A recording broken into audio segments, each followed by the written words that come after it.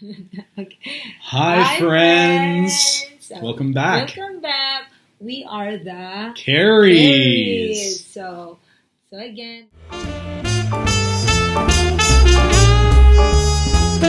So so again, welcome back. It's good to see you again.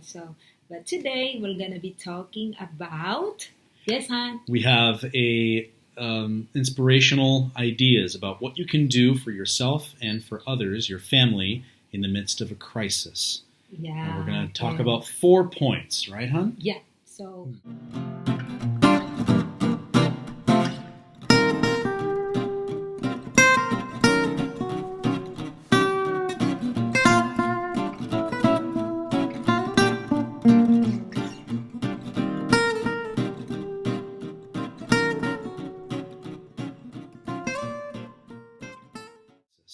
Yeah. And we're going to talk about 4 points, right, hon? Yeah. So one of these is watch videos or read some books that you think can inspire you.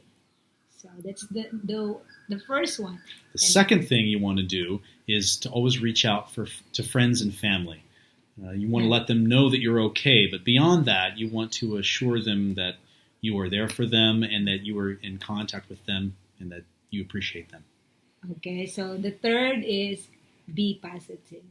Always be optimistic. Okay? Mm-hmm. And of course, the last is... And the finally is to pray for each other.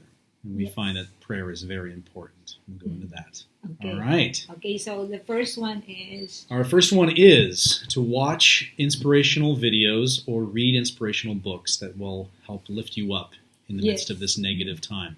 Yeah. So we as a couple usually, especially mealtime, like breakfast, so we do the grace, and then so while eating, we always watch inspirational videos. So and we have lots of preachers or motivational speakers that we really love to watch, and lots of priests. As a Catholic, as a devout Catholic, we have some bishops and priests that we always watch. Yeah, we love certain speakers, Emily Watson, Jason Everts, his wife Kristalina. We love Dr. Tim Gray, Father Suri, Archbishop Robert Barron, and Matthew Kelly are some wonderful speakers. But one that we've discovered together recently that we both care for and love very much is Father Jerry Orbos. That's right. Father Jerry Orbos. So he's a Filipino priest, and he's staying now. I think he's in Manila. So I, as a catechist, I love him so much, and then I introduced him to my husband Daniel, and I know he loves him because from time to time we always watch videos from Father Orbos. Yeah, he has a really interesting way of taking English and Tagalog, which is the national language of the Philippines, and he kind of mixes them, but for the most part he speaks in English and is very much a delight to listen to.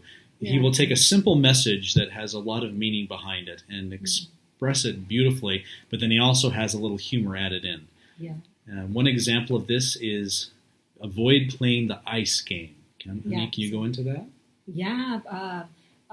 It's in a way inspires us because it helps us to to go deeper as an individual. So he told us these words: don't play the ice game. What is the meaning of ice? All right, ice. So I stands for imposing or imposition. Now, as parents, or even as couples, you can feel that you want to impose your will and what your needs are, maybe that aren't being met, and that you want them to be met. And so you are imposing your will, especially this goes for fathers with children. You want them to do well, so you are kind of telling them, you need to do this to be better. And without taking into consideration sometimes their feelings or how they understand things to be done, right? Yeah, sometimes we forgot that these people has also a heart that they feel hurt, right? And perhaps you're not aware that when you impose your will on someone, you're not aware that you're being rude or you're being it hurts that other person. You think you're doing it to help them, but maybe it's actually harming them. Yeah. So you can say things kindly, not like you are imposing, like you are really the only in authority or something like that. So, Right. yeah, and then always impose things with love, out of love, and out of kindness. So, and then the second is C stands for controlling.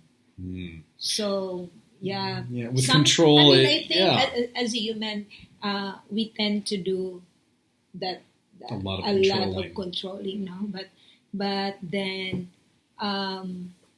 I think we can fight that attitude of us. And it's very easy to want to take charge and kind of tell people where to go, what to do. You want things done and you want to see action happen, but by controlling people, you are really trying to influence them in ways that perhaps they don't like and that are, that aren't good for them. The way that you want it done isn't the best way. And sometimes it is, but often when you try to control someone, it turns them away. It has the opposite effect that you want to have happen, right?